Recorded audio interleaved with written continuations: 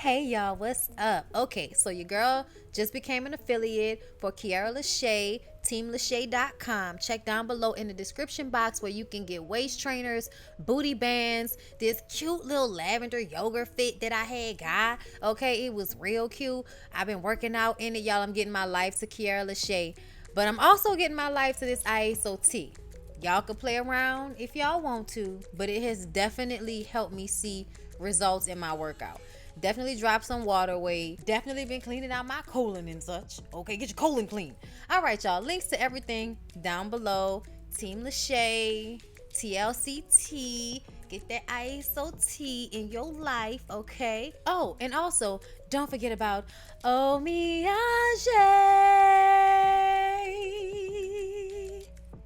Get you some. Hey everybody, what's up? It's your girl Bondy Blue and I am back for another Love After Lockup Season 3, Episode 1. Alright y'all, doing a lot of videos today. Let's go ahead and get into it. Alright y'all, so the first couple is Lindsay and Scott. What's going on with the top of Scott's lip? Was it just me? Never mind. She's 27, he's 51.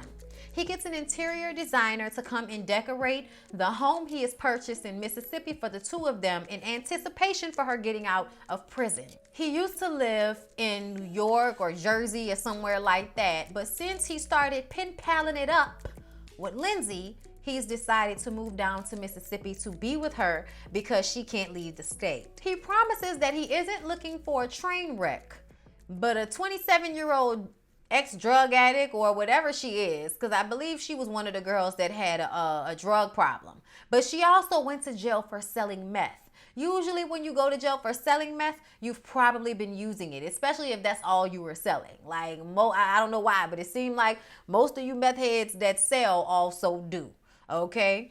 He talks about how beautiful he thought she was when he first saw her, and I was just kind of like, you're a creepy old man. And she is definitely using you for your ducats. And I can't wait to see what it looks like when she gets out of prison and you're looking for affection and she's trying to figure out what's happening with your top lip. So let's move on. Jessica and Maurice. So she met him on Plenty of Fish.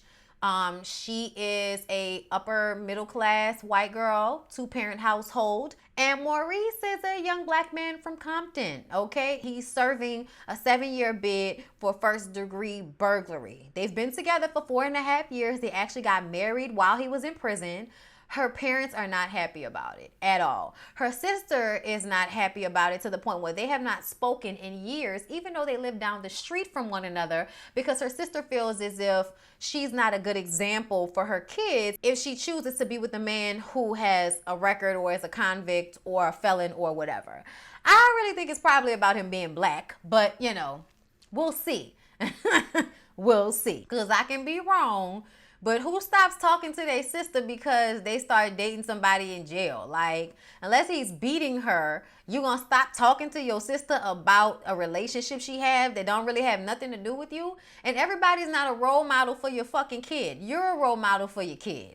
I just feel like that's not a real reason to stop talking to my sister if I love her. Like, I don't understand. I can just not be around her man like that. We don't need to be at every family function together. It's not that deep. I think they said he also has a daughter, so I don't know how that's going to work. Once he gets out of jail, you know, is he going to be a part of his kid's life, or is this all about him running away with, what's her name? Jessica. Yeah. So later in the episode, we see Jessica roll up on her sister, and she's sitting across the street, and she can see her sister outside. And she's, you know, just out there watching. She was like, I think she saw me. She knows my car. I think she knows that I'm over here. Because I think she sees her sister run inside. Either way, child, I guess. I just think it's stupid. And I'm also looking at Jessica like, I'm sorry, y'all, but doesn't it look like she's been on drugs? Is it just me? I don't know. But this relationship looks troublesome. Neither one of them look all the way there. You know what I'm saying? Like, he's been in jail since he was a teenager. He's probably had some stunted growth in some way, and you're going to expect him to get out of jail and be some exemplary version of a man, and he hasn't even been taught how to do that, and he spent most of his, you know, adult life in prison. Girl, we'll see how this works out. But in the near future, I can see her father being increasingly upset about this relationship, this marriage, okay? Child, she married him, y'all, in the prison. She married him in the prison. I mean, that's not a surprise on Love After Lockup, but it's just like, girl, you don't even know him. I never get past how you think you can know somebody based off of the person that they show you when they're in jail and need a connection to the outside world so that they don't go crazy. I need to see how you work in a relationship when you are not behind bars, when there's vagina everywhere and you can have your pick. I need to know how you're going to act, because when you're in an all-male prison, of course you're going to be faithful and be the best guy ever. Like, of course. Let's see how it all boils down when you're out, which is usually when the issues start in most of these relationships. So next, y'all, Crystianna and John. He had to tell us, because we wouldn't have known otherwise, that he's half Native American. Aha.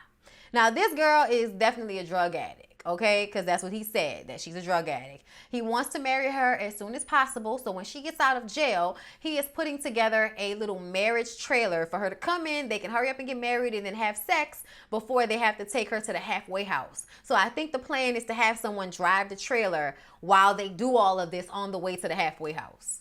That makes sense. So he has a teenage daughter who doesn't think that this is smart. She's worried that this girl is just scamming her dad. Her dad isn't worried because he used to be a scammer. Oh yes, he went to jail in the 90s for a few years for scamming people with fake checks. I was like, child, that long hair will always tell a story, won't it? So yeah, it's not like he is some squeaky clean person himself.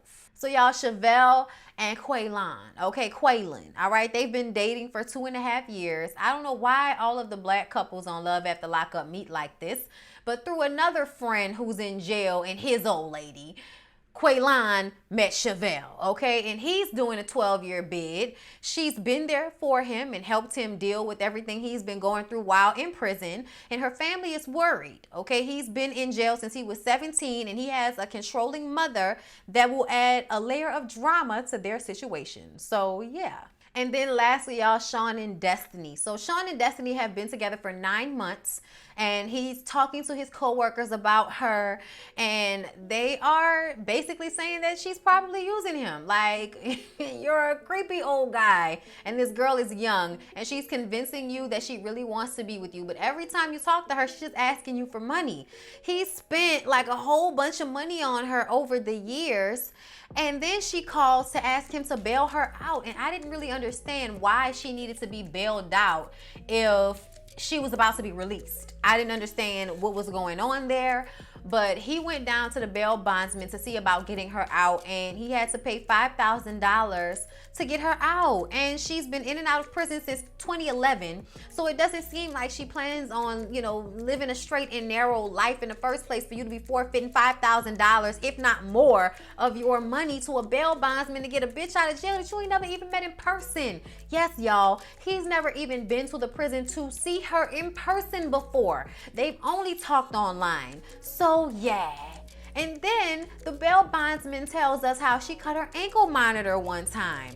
So yeah, she's used to running. So you mean to tell me you giving up $5,000, possibly $500,000 for a lady you ain't never met before, sir? Am I to believe that?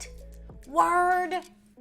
Y'all, Love After Lockup is always just so ridiculous when it comes to how people are willing to do anything for somebody they don't know. And then when that person showcases that they're not the person you thought they were, you just keep acting like you don't see it. Like, it's insanity.